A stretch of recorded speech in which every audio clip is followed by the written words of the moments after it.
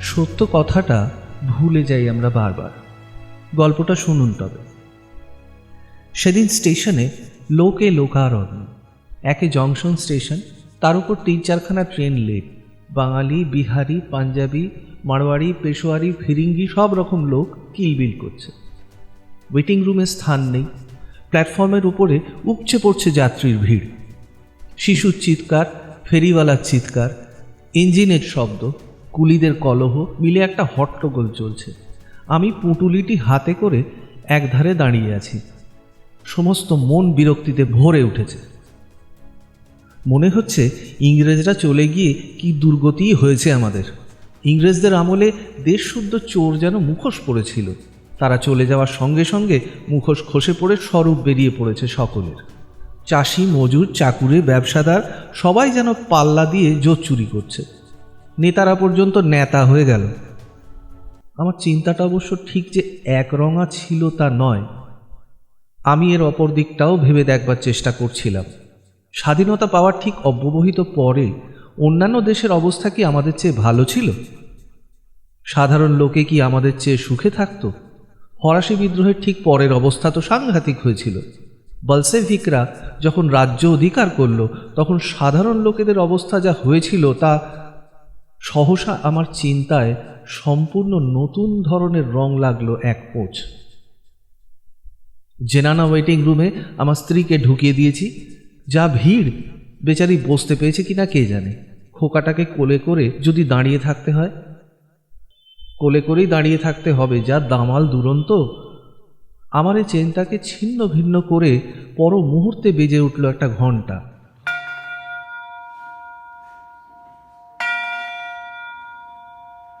সবাই উদ্গ্রীব হয়ে উঠলাম কোন গাড়িটা আসছে। জানা গেল আমাদের কারো গাড়ি নয়। আগের স্টেশনে অনেক বাস্তুহারা এসে জমেছিল, তাদের নিয়েই স্পেশাল ট্রেন আসছে একটা। আমাদের সমস্যার সমাধান হবে না, সমস্যা বরং জটিল হবে। কারণ ওই এক গাড়ি বাস্তুহারা এসে এই প্ল্যাটফর্মেই নামবে। এমনিতেই তো তিল ধারণের স্থান নেই, তার উপরে প্রচণ্ড গ্রীষ্ম, গাছের পাতাটি পর্যন্ত নড়ছে না। মন্থর গতিতে বিরাট ট্রেনটা এসে দাঁড়ালো একটু পরে। আর তার থেকে নামতে লাগলো ভীত চকিত অসহায় মানুষের দল। মানুষ না পশু। পর মুহূর্তেই মনে হলো না, ওরা হিন্দু, বাঙালি, এই ওদের একমাত্র অপরাধ। সমস্ত মাথাটা কেমন যেন ঘুরে উঠল। চোখ বুঝে বসে পড়লাম। মুদিত চোখের সামনে কৃতি হিন্দু বাঙালিরা যেন মিছিল করে এলো আর চলে গেল। এরাই না স্বাধীনতা মন্ত্রের উদ্গাতা? এদেরই উত্তরাধিকারী আমরা। কোথায় তলিয়ে গেলাম? আমরা শুধু কোনো ক্রমে টিকে আছি, কিন্তু আমাদের বংশধররা কি পারবে?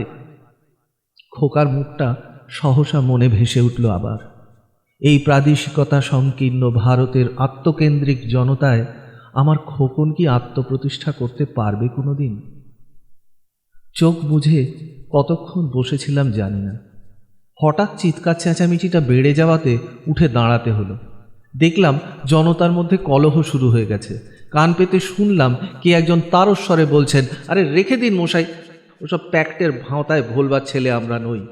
ওসব কেবল আই ওয়াশ, মনকে চোখ ঠাড়া। বাঙালি হিন্দু মরছে মরুক, তার জন্য জওহরলাল মাথা ঘামাতে যাবে কেন? কাশ্মীরের সোলজার পাঠিয়েছিল কেন জানেন? নিজে কাশ্মীরি যে। হায়দ্রাবাদ বাংলাদেশ হলে হায়দ্রাবাদেও সোলজার যেত না। আর একজনকে প্রত্যুত্তর করলেন, শুনতে পেলাম। তার গলার আওয়াজও কম নয়, দেখুন মশাই, আপনি যা বলছেন তাতে আপনার বুদ্ধির পরিচয় পাচ্ছি না, পরিচয় পাচ্ছি নীচ মনের। পাকিস্তান একটা ডোমিনিয়ন, সে কথা মনে রাখবেন। আর তার বিরুদ্ধে যুদ্ধ ঘোষণা করলে হয়তো থার্ড ওয়ার্ল্ড ওয়ার বেঁধে যাবে। এ কথা ভুলে যাচ্ছেন কেন যে পাকিস্তান হচ্ছে ইংরেজদের সৃষ্টি, ভারতের স্বাধীনতাকে খর্ব করার জন্য। এরা তো চাইছেন যে আমরা যুদ্ধটা ঘোষণা করি। কেন? যুদ্ধ ঘোষণা করলে কি হতো? পাকিস্তানের নামে আমেরিকান সুপার ফোর্ট্রেস এসে 5-7 দিনের মধ্যেই আমাদের ঠান্ডা করে দিত। যাদের হাই তুলতে গেলে চোয়ালে খিল ধরে যায়, তাদের বন্দুক কাঁধে করতে না যাওয়াই ভালো। দেখুন মশাই, আমাদের আর সেই দিন নেই। কোলাহল ক্রমশ এত তুমুল হয়ে উঠল যে আর কিছুই শুনতে পেলাম না।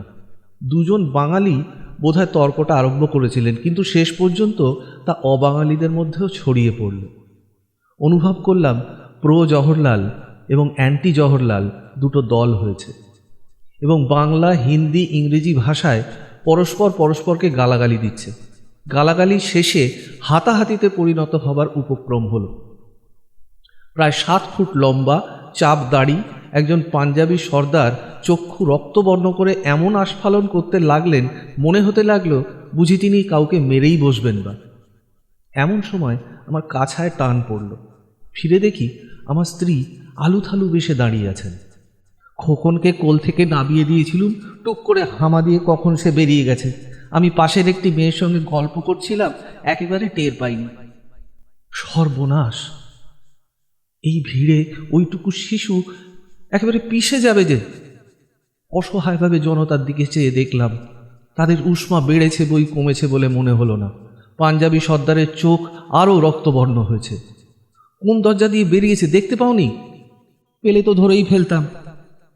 তবে ওদিকের দরজাটাও খোলা আছে, প্ল্যাটফর্মের দিকে বেরোলে ঠিক দেখতে পেতাম। ঠিক ওই দিকেই বেরিয়ে গেছে। প্ল্যাটফর্মের এই বিরাট জনতায় খোকনকে খোঁজবার চেষ্টা করা মানে যে কি তা ভাবতেও হৃদকম্প হচ্ছিল আমার। আগে বাইরের দিকটাই দেখে আসা যাক। বেরিয়ে গেলাম। কোথায় খোকন? তন্ন তন্ন করে খুঁজলাম চারদিক। এমনকি স্টেশনের বাইরে গাড়ির স্ট্যান্ড, মিষ্টির দোকান, চায়ের দোকান পর্যন্ত ঘুরে ঘুরে দেখলাম, কোথাও খোকন নেই। যার সঙ্গে দেখা হলো তাকেই প্রশ্ন করলাম, একটি ছেলেকে হামাগুড়ি দিয়ে আসতে দেখেছেন ওয়েটিং রুম থেকে? কেউ দেখেনি।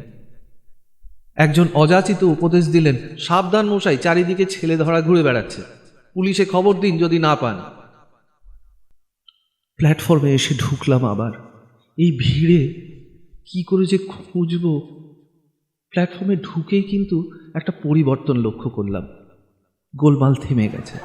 তর্কাতর্কি, কলহ, চিৎকার একদম নেই। মাঝে মাঝে হাসির আওয়াজ উঠছে বরং। ভিড় ঠেলে এগিয়ে গিয়ে দেখি, কি খোকন সবার কোলে কোলে ঘুরছে। আমি যখন কাছাকাছি এলাম, সর্দারজি তখন খোকনকে কোলে নিয়েছেন এবং খোকন 2 হাত দিয়ে তার চাপদাড়ি মুঠো করে ধরেছে। হঠাৎ যেন এক ডিক্টেটর এসে থামিয়ে দিয়েছে সব গোলমাল। আমার চোখ দিয়ে জল বেরিয়ে এলো। একটু আগে মনে হচ্ছিল ভবিষ্যতে খোকনরা কি প্রতিষ্ঠা করতে পারবে নিজেদের। এই তো এখনই পেরেছে। যা প্রাণবন্ত, সজীব, সুন্দর, তার আধিপত্যকে অস্বীকার করবে কে?